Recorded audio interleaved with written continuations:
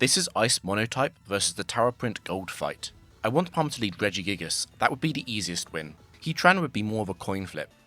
Cresselia would be okay, but risky. Palmer leads Cresselia. Cresselia will beat Frostlass, and I need Frostlass to beat Heatran, so I switch to Regice. Cresselia will never beat Regice, but I have a trick here. By using a slower Ice Beam, I am baiting Palmer into switching into Heatran each turn.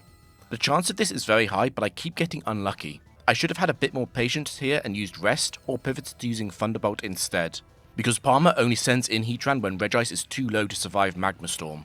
My plan was to rest on Magma Storm, forcing at least 2 PP out of it. That won't work now. I'm probably even in Flash Cannon range. Luckily, Heatran misses the first Magma Storm before hitting on the following turn. I'm in trouble now. If I go to Frostlass and Destiny Bond can fail on Magma Storm even though Frostlass has a Focus Sash, because Frostlass would be dying to the end of turn chip damage instead of the direct attack damage from Magma Storm. But I can go to Lapras and use Substitute. Substitute removes the trapping effects of Magma Storm, and after I waste 3 Magma Storm PP, I can then Destiny Bond Heatran safely. Heatran hits more Magma Storms though, and Lapras is now too low on HP to deal with Regigigas later. I can try staying in on Flash Cannon with Lapras, but a single special defense drop would ruin Lapras' ability to stall Heatran. I can rest and switch, but if I rest, Heatran might explode as I switch to Frostlass.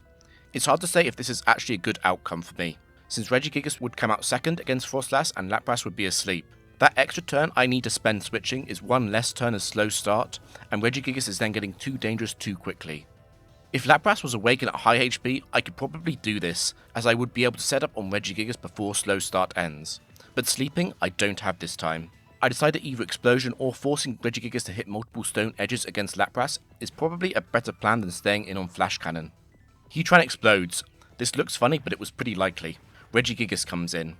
I have one way to cheese this fight immediately, which is to use Ice Beam Freeze right now before my sash breaks. Instead, I get an Ice Beam miss on Bright Powder. I am forced to Destiny Bond. It's now a sleeping Lapras versus Cresselia.